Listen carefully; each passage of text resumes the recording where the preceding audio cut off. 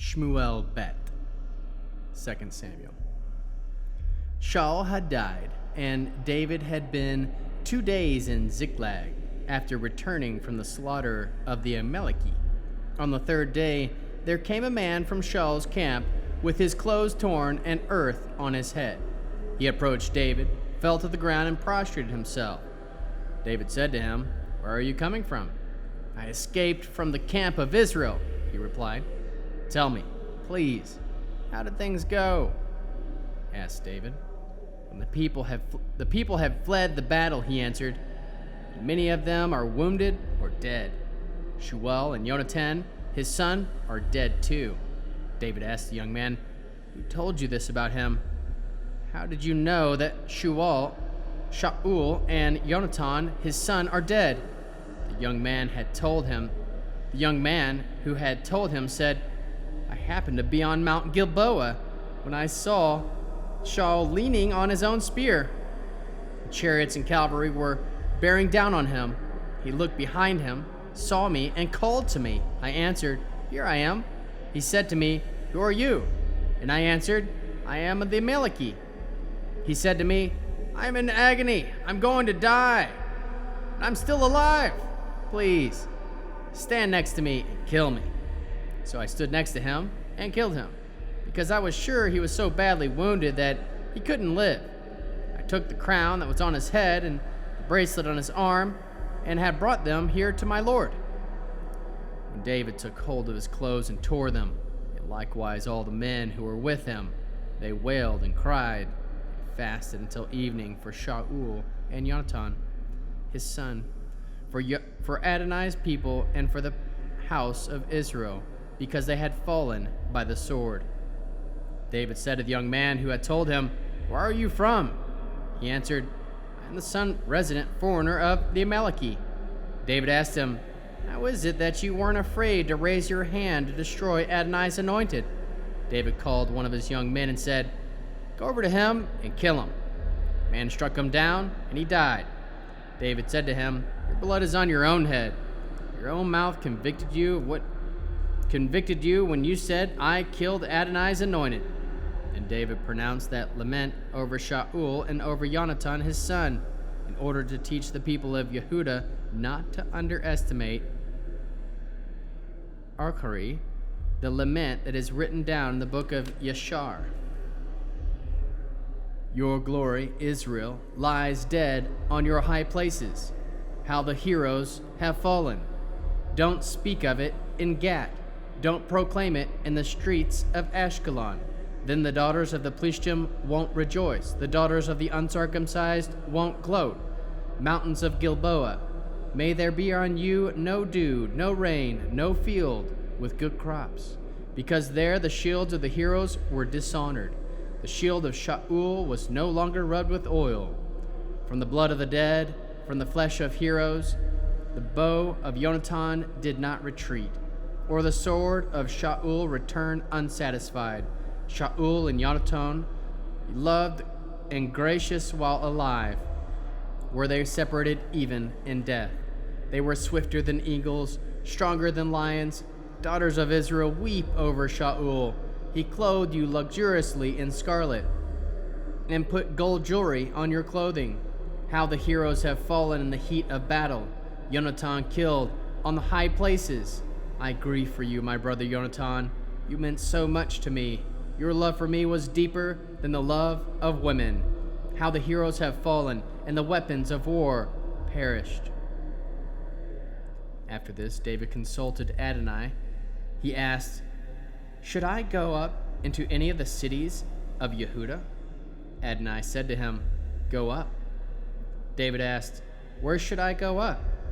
He said, "To Hebron."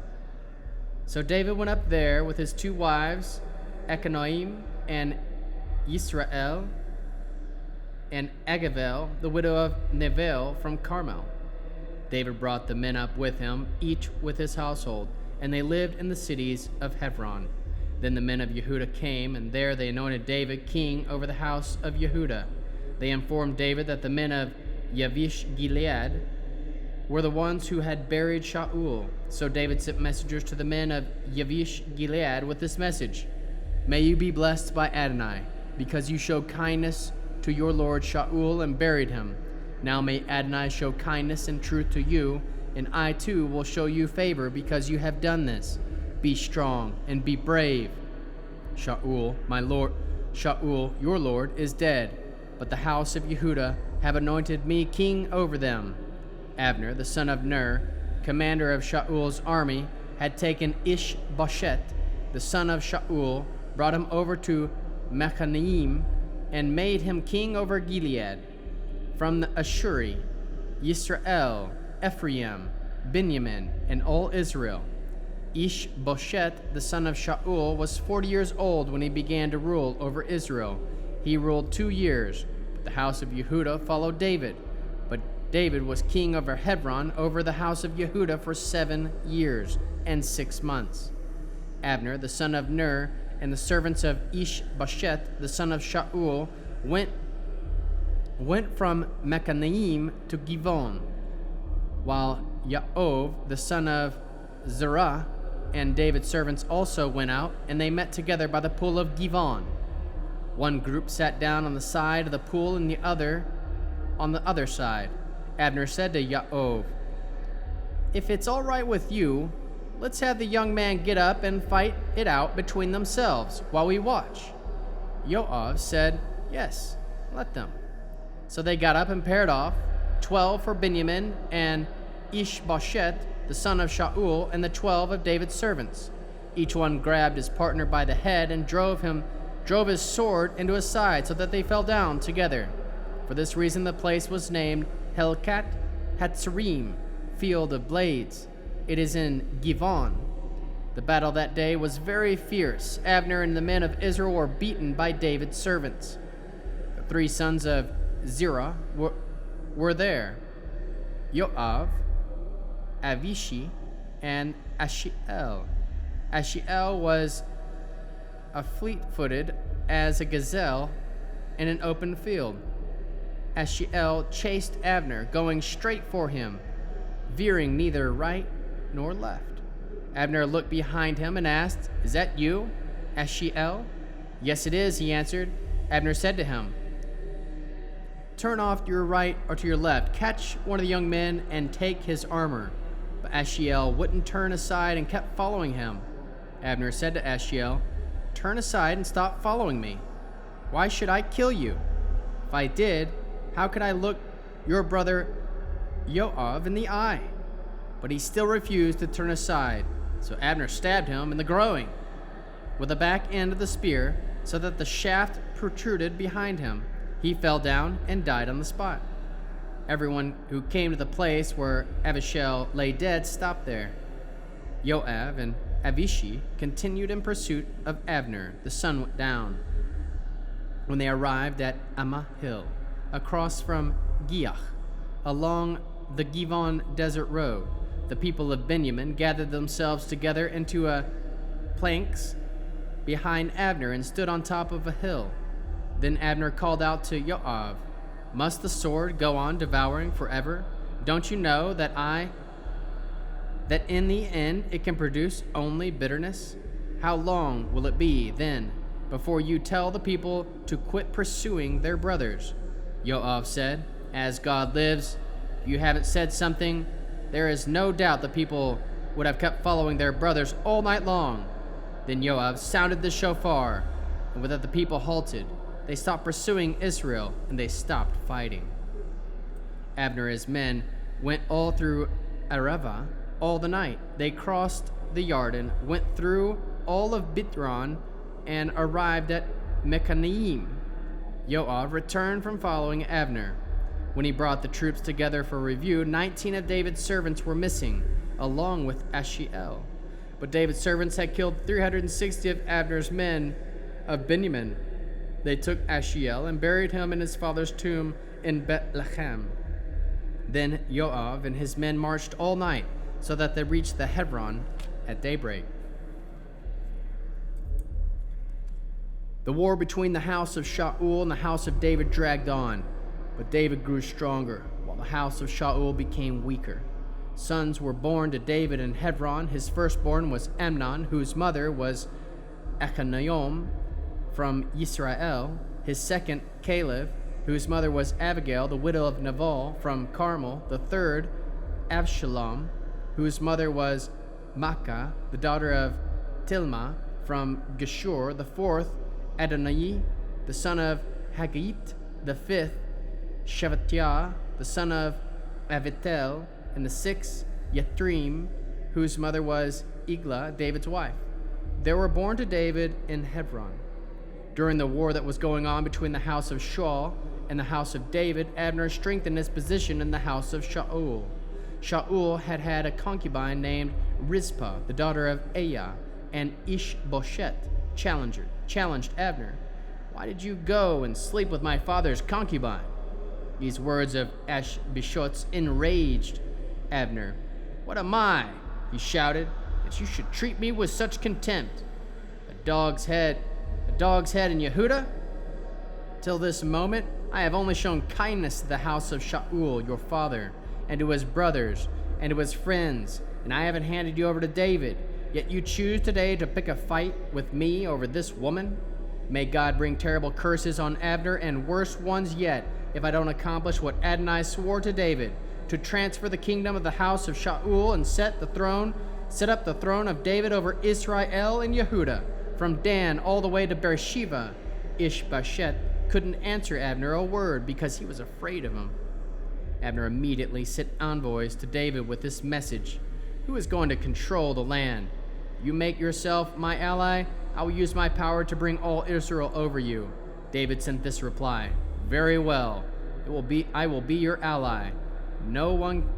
On one condition: you will not come into my presence unless at the same time you bring with me Michal, Shaul's daughter." David sent messengers to say to Ishbosheth, the son of Shaul, "Give me back my wife Michal. I betrothed her to myself for 100 foreskins of the Plishtim." Ishbosheth sent and took her from her husband Piltel, the son of Laish. Her husband went with her, crying as he went, and following her to Bacharim. But then Abner told him, "Go back." He returned. Then Abner conferred with the leaders of Israel. He said, "In the past you wanted David to be king over you, so now do it." For Adonai had said to David, "Through my servant David I'll rescue the people of Israel from the power of the Plishtim and from the power of all their enemies." Abner also spoke of the people of Benjamin. Then Abner went to Hebron and reported to David everything that had been agreed to by Israel in the house of Benjamin. When Abner came to David in Hebron, he brought 20 men with him. David held a feast for Abner and his men. Abner said to David, "I must go up and go together all Israel to my lord the king, so that they can make a covenant with you. Then you will be able to rule over everything your heart desires." David sent Abner off, giving him safe conduct. Just then David's men and Joab returned from a raid, bringing a lot of plunder with them. But Abner was not with David in Hebron, because he had sent him off under safe conduct.